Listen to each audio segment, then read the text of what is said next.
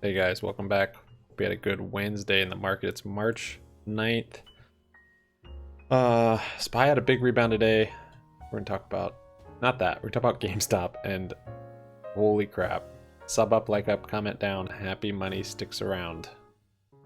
We have a Discord and a Twitter. Here's our Twitter. You can follow us on at HappyMoneyYT. Where I get into arguments with other GME holders, AMC holders, and bots. That's at HappyMoneyYT, and our Discord server is linked in the description. It's free to join. SPY had a big gap up today. Holy crap, actually. I didn't realize it's almost 3%. The likelihood of SPY making a 3% move, or open to close 3% in one day is like, I think it's like 5% chance. This is a huge bounce. I think it's on news of Venezuelan oil maybe opening up. I don't know. I don't know all the different news for it, honestly, today. But big bounce out of this bottom that was oversold at any rate. GME.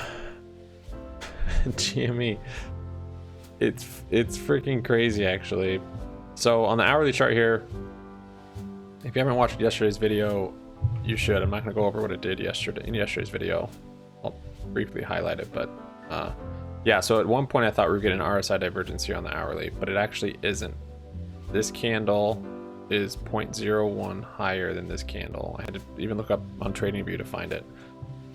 So we don't have a divergence there. This looks like a nice bullish trend, big bull flag, some consolidation, and kind of another, not really a bull flag, just grinding up on that 9 moving average.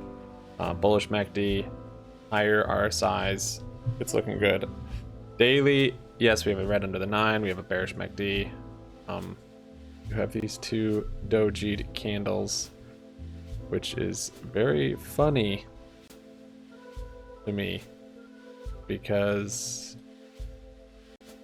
if you haven't watched yesterday's video, this would be time to watch it. What do you know? After that bounce, we had a pretty epic bounce yesterday, right? Look at this day, 512. Small bodied, double doji. I mean, each day I will see how long this trend lasts, if this is repeating and how long it goes on.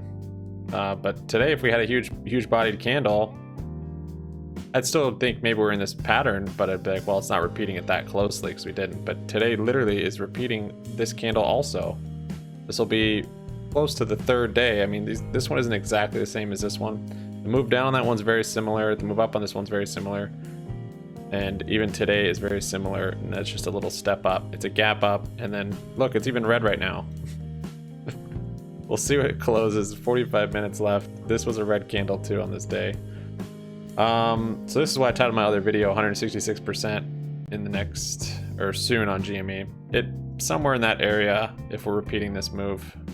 And so tomorrow, if we get a big move up tomorrow, this was a 16% day. I think if we get anything between like 8 and 20%, I would say it's just more confirmation we're in this pattern.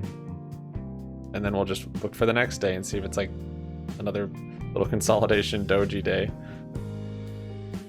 So yeah, I'm kind of expecting a bigger move tomorrow than today.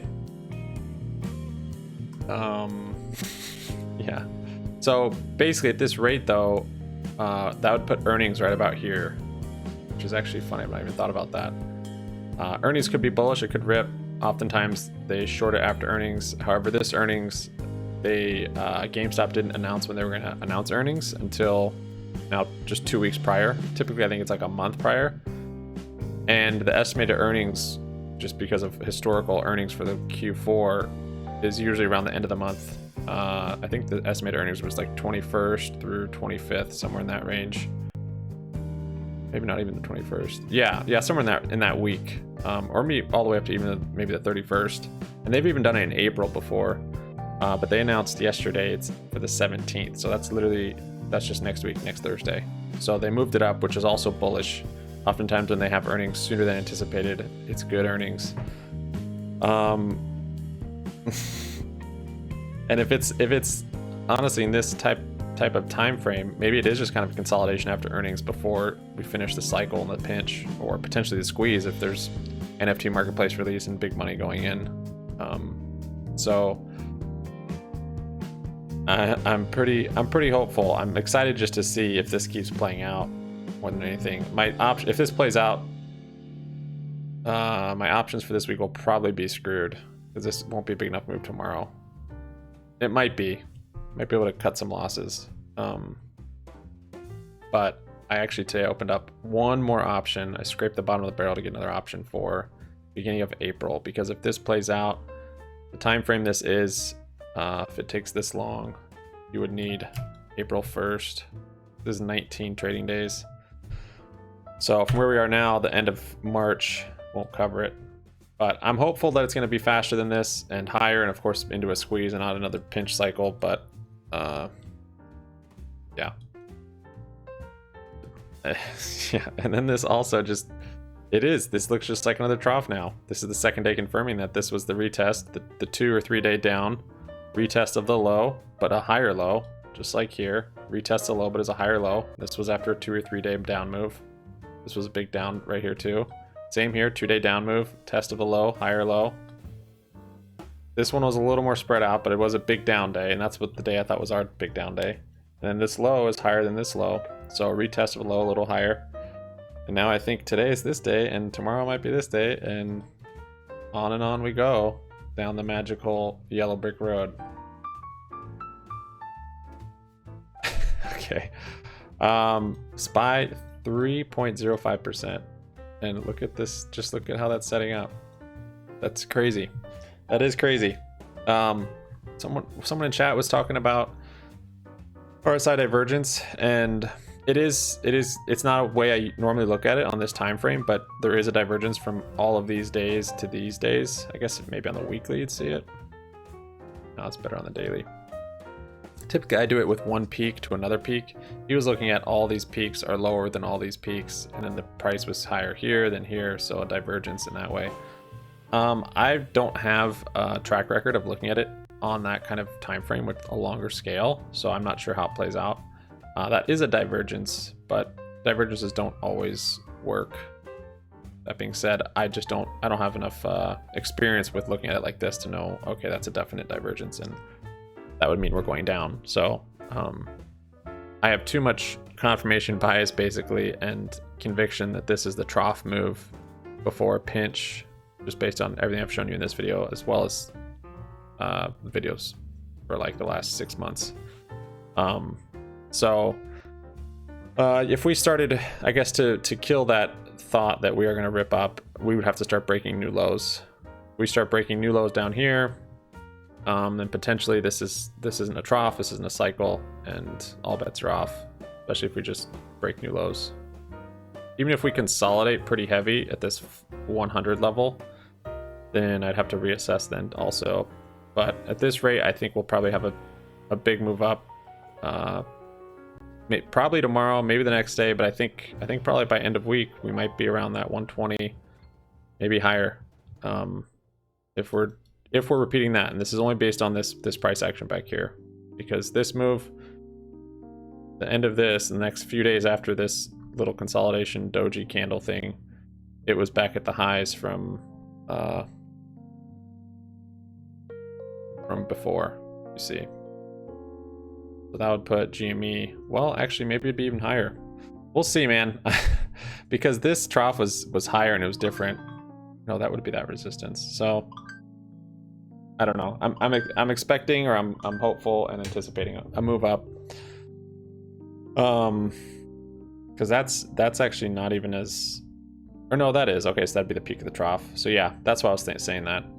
Because the peak of this trough, here's the trough area. The peak is right here, and so it retests that, which would put GameStop right about here at 120 to 130, I guess. And then earnings, and then maybe a little consolidation like we saw back there, and then the cycle continues, or earnings and it dumps and shorts and see what happens, or the earnings is good and it rip rallies. Wow, today, even with this candle now closing. It's fine if it comes down. This is fine. It's crazy. Yeah, I don't know. We'll see. I mean, momentum wise, if we didn't have historical charts and saw patterns like this, I'd be like, oh, this is definitely bearish. So that is the tough thing with this trade right now, is that you're trading it on the historical troughs. So we'll see. Hourly though, this thing still looks good. Bullish MACD, green over the 9, bull flag, retest that 9, rip back up. Not a divergence here. Could even see a little cup and handle kind of starting to form. And then back here was even maybe a cup and a handle, sort of. So yeah. On prior rips, the only real momentum indicators I was able to use was the hourly. 4 hours was really too long of a time frame, and the daily was also. That happened in February back here. So it flipped hourly like a day before this huge green candle. If you waited for the daily confirmation using my indicators, you would have been buying in right here, which still would have been good, but the premium from here to here was ridiculous. Okay, so that's what I've got for you guys. That's the update on us repeating the May trough to pinch cycle. Options we did today. Oh, so Birds announced their earnings, and I think it's soon, also sooner than I anticipated. So hopefully that means it's really good. That is oftentimes a sign. Holy crap. Okay. Yeah, the market makers were all over the place with pricing to move here. Earnings is 3:15, so even before GameStop next Tuesday, post market. So hopefully that's good. I accidentally bought all these calls on it, trying to short calls, and I just was fighting the market maker, and finally he caught me making a mistake. So hopefully earnings kill it. Will that cover it? Yeah, that'll cover it. So now I have these calls to cover earnings. These 7.5 calls. History. Oh, and I had orders out to buy 5 strike calls, and actually one got filled. I just have a good to cancel order for 5 cents. And this morning, some of the volatility, market maker filled me for 5 strike for 5 cents. So the option chain on things all messed up. I did buy put at one point today, thinking that was a RSI divergence on the hourly, and then I was like, I'm not sure. So I had to pull up in TradingView to see actually which one was higher, and this wasn't a divergence. So got out of that stupid put right away. I sold. We got exercise on our call debit spread on Gap, so I've had those shares. I sold those to have a little more cash buying power, to be able to open up one more play on GameStop for April. Is my only April contract now, and mostly because what I was showing on TradingView, if it plays out as slow as it did in May, you would need contracts to cover through April, or to the beginning of April. So I did a 130-250 call debit spread. It's on the risk to reward scale slider. It's in the middle, so it's a pretty safe play. I think break even on it's like 135. So it's not like a 180 break even or something like that. It's this one right here. So 134 is break even. Cost 856. I got 2 of them. So 4 something for one. I got 2. Max profit's 23K. That's if GME is at 250 at expiration or higher. So that's that one. And then I still have, of course, all these ones for end of March, which these will be tough if this move is as slow as May. These will be tough to recoup some losses from. So hopefully hopefully get a move up here pretty soon. This one's 136, so I might be alright on that put credit spread for break even at least. 175, 200. Yeah, the big one I have for the middle of March, towards the end of March, is this one, 145, 220, with a break even of 154. Good max gain on that. We'll see if we make it. Some other stuff moved today. Birds up 5%. Birds actually looks like it's doing a really nice pre-earnings rally for the first time ever. It looks like it's on a sustainable rally. Not the first time ever. First time since back here, where it was kind of sustainable but really volatile, and then it actually ended up falling through the floor. This was when a lot of stuff was getting sucked out of the market, though. PEs were getting crushed. Wow, CPSH 40%. But now we've had this nice long consolidation. Call it accumulation on Wyckoff, whatever you want. green over the 9, bullish MACD. MACD is now getting up into the equilibrium here, kind of the middle. Once it passes that, it has even more strength. And big green over the 9, volume increasing and breaking. We broke all these resistances from this low. So it looks like this will be good. Hopefully earnings are good and it rallies like crazy. We have CPSH in our long term. This thing actually is kind of insane. I don't have any trades on this, I don't think. But increasing volume, big green over the 9, broke through some resistances. See what happens around here. I actually have covered calls in this thing. They're in the money. A little bit yikes on that. Vulcan's up 18%. This is another similar chart to birds. This is actually a similar space. Is there kind of like e-bikes, like e-mopeds and off-road electric bikes. They just sell them though, and they're really early on. I don't know if they have any sales yet. Volkswagen's at 12% today. Just big bounce overall in the market, I'd say. And GameStop got some of that, but really, I think it's just repeating its pattern still. We'll see once it breaks. We will see what happens, where and when. Astra, is that up today too? Maybe. Iron T down a little bit. My wheat put's up, but it hasn't come down enough. VIX did a really weird spike today. Not sure what was going on with that. I don't know if it was margin calls, liquidations, or what, but it's weird. It showed up at different times on different platforms. Look at this thing. And then I think it even looked halted on some platforms. Right during this spike, the SPY also was dumping. And that's actually this candle right here on GameStop. Well, this candle happened first, and it wasn't showing up on Webull, but...